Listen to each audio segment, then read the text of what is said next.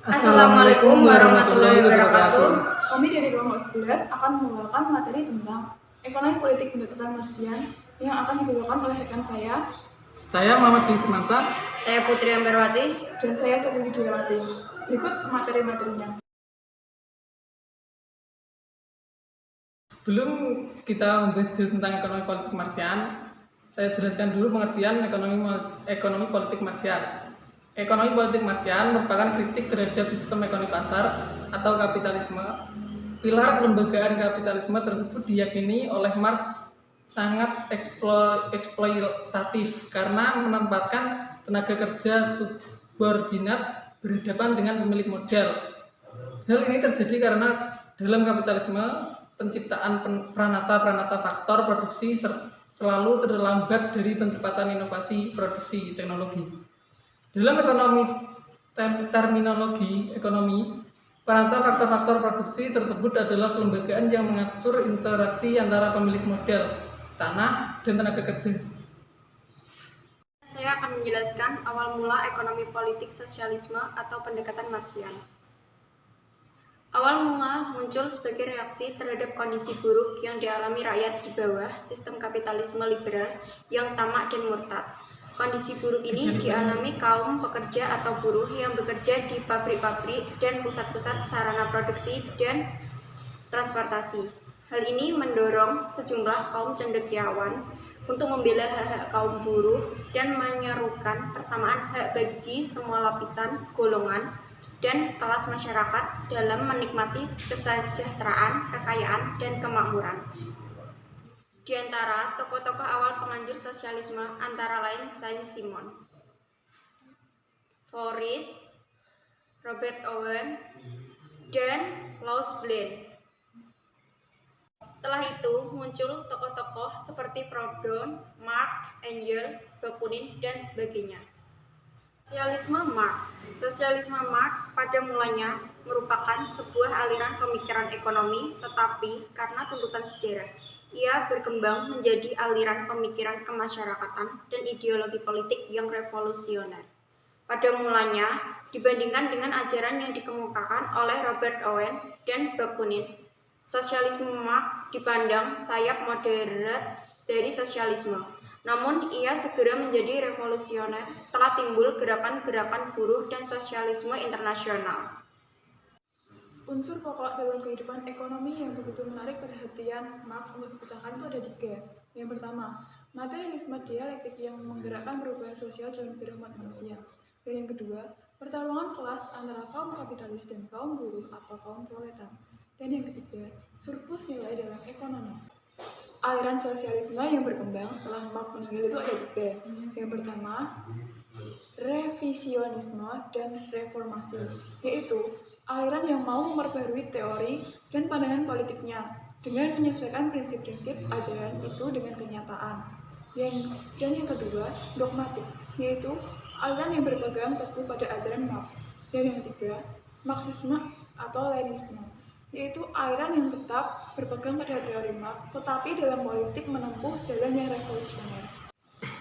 Dalam kritik Marxis, terdapat 4 pokok persoalan dari ajaran Marx dan para pengikutnya. Yang pertama, Marx mengemukakan bahwa perubahan masyarakat dari tahap yang satu ke tahap berikutnya mengikuti hukum dialektik kebendaan yang berlangsung tanpa henti dalam sejarah. Yang kedua, Marx berpendapat bahwa kontradiksi yang ada dalam masyarakat disebabkan oleh perbedaan kepentingan hidup. Yang ketiga, Marx meramalkan bahwa apabila tidak berjuang dengan gigih, nasib kaum buruh akan menjadi sangat buruk. Yang keempat, berhasilnya revolusi Bolshevik komunis Rusia yang berpaham Marxisme Leninisme di Rusia pada tahun 1917 tidak mampu memperbaiki nasib kaum proletar seperti yang dijanjikan di kantor proletariat dijalankan oleh penguasa Partai Komunis menindas rakyat jelata. Selanjutnya tentang Manifesto of Communist Party atau Manifesto Partai Komunis, yaitu Manifesto Partai Komunis adalah hasil pekerjaan bersama antara Karl Marx dan Friedrich Engels, 2 guru besar dalam ilmu sosialisme dan pemimpin pergerakan kaum buruh modern. Nah, Di dalam kutipan The Communist Manifesto terdapat model dua kelas dalam masyarakat. Yang pertama, kelas bourgeois, yaitu kelas yang memiliki alat produksi. Nah, di dalam kelas bourgeois itu dibagi menjadi dua kelas, yaitu kelas bourgeois yang dominan dan kelas bourgeois kecil. Kelas bourgeois dominan itu terdiri dari kapitalis besar dengan perusahaan raksasa yang mempekerjakan banyak buruh. Sedangkan bourgeois kecil itu terdiri dari pengusaha toko, pengrajin-pengrajin kecil, dan semacamnya, yang kegiatan operasinya jauh lebih kecil. Dan kelas kedua itu ada kelas proletar, yaitu kelas yang masyarakatnya tidak memiliki alat produksi, sehingga mereka tertindas dan hanya bisa menjadi buruh bagi kaum pemilik modal atau alat produksi. Selanjutnya tentang komunisme dan masyarakat tanpa kelas. Komunisme menurut Marx bukanlah sebuah kapitalisme negara, bahwa hak milik diadministrasikan oleh negara. Marx mengatakan bahwa hanya ada permulaan, sosialisasi berarti nasionalisasi. Jadi negara mengambil alih hak milik pribadi.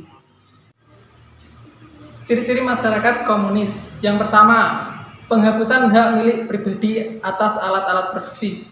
Yang kedua, penghapusan adanya kelas-kelas sosial. Yang ketiga, hilangnya negara.